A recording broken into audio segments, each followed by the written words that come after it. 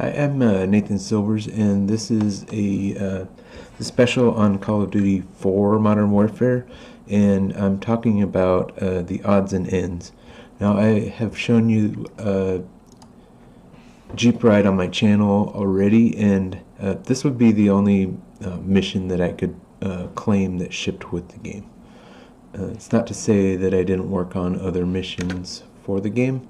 Early on, I did a early version of the Aftermath mission, and had a cityscape with all this rubble and stuff. Some of this work might be from my early level, but overall this was picked up by Environment Art, and they redid a lot of this stuff and did it a lot better. But in the early version, we were actually going to have some gameplay in here, and it was awkward and weird, and I think we did the right thing here to sort of have it be dramatic and an ending for a character in the game. So yeah, there's that. And the comments on my page talk about wet work, and there's some leftover files in the game, and people have picked that up, and that was my other canceled mission, and we didn't actually get very far on that, so sorry to say there's not much information there. But the geometry for that was it was like a field and a graveyard, and I was playing with some artwork with I think I was trying to do like a root coming up under the ground. I was really trying to get into detail and artwork on stuff. This would be one game from the last game that I would do try to be an artist. It was becoming too much, but that mission got scrapped, and when we shipped the game, there's always kind of this downtime after you ship a game and trying to figure out what's next, and people can relax a little bit and do what they want. If they want to do a prototype of something crazy or whatever. For me, I was going to dip into multiplayer and try to bring back some of that geometry work that I did on what was wet work. And I think what I had was basically just a field and a graveyard, and actually in here, if you go off up into this corner, there's a little graveyard, and that would be part of the main path on what was wet work, and I don't remember any details, but I wanted to put all that geometry in. All of this, the cliffside and I think the creek, were things that I wanted to work on. They were up my alley as far as what kind of artwork I liked to create. I like to do all this organic stuff, and I was wanting to do like the little blends with the rocks that come up to make it not to feel connected. And while it doesn't really hold up to today's standards, I felt like I was doing something really visually different with this. Like here you can see how this big rock comes up, but there's dirt that's piled against it, and it's a smooth transition. I was really into that. And then you have these little rocks here. This was part of my painter script that I developed for Jeepride. So all this grass and stuff was using my little Bob Ross painter script, and all the rocks in the creek were all placed like that. Not in the level editor because I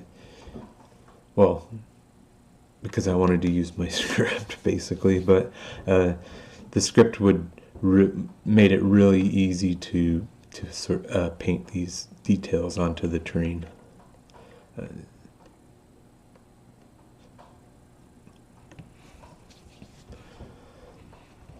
So I even used the painter script for the the roots on the wall, and then placing all these trees. But yeah, I kind of did this on my own accord. It wasn't officially sanctioned, but I wanted to use that geometry that I poured into for a few weeks back when we were first starting. Things get cut, and it's okay. Sometimes it's a relief to know that you're going to be able to meet the quality marks with the missions that are remaining. And I did a lot of that in Call of Duty 4. I would find myself in situations where, with vehicles in particular, guy would say, "Hey, I need like this vehicle to roll in. It's nighttime and it needs headlights." And so do like a texture swap on the front to turn it from dark light to light, and then do the VFX headlight beam that would come off, and then describe that in the vehicle path, that the this point on the path would be the point where the light turns on, and this would be where it turns off, and then provide a script function to turn on and off lights. So lights were becoming a big thing with vehicles, and just that's one small example. But I also would become free towards the end of the game to work on achievements. So I got to work on some of these cheats that you would earn by doing the achievements, and one of the achievements that I did that sticks out is the Armada mission, where you would be rewarded for shooting out all the TVs in the mission.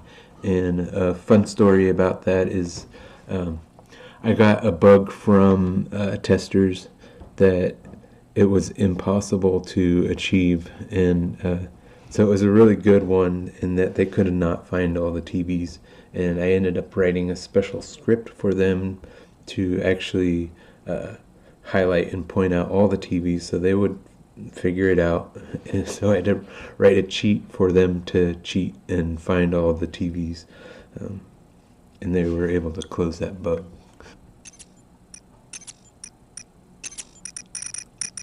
So Ragtime Warfare was one that I worked on that would speed up the time scale, and then do post effects to do sepia colors. And we had a little film grain is actually like probably not very visible here because the film grain is me spawning a bunch of effects in front of the player. So as you're driving, it's probably getting. Oh no, I can see it. Yeah. See the film grain. It was really fun to do it, and didn't cost that much time to come all that. But yeah, and I think I might have done the one where you can when you shoot players, the outcome's a bunch of tires. We're really excited about the physical effects on things, and yeah, that was that.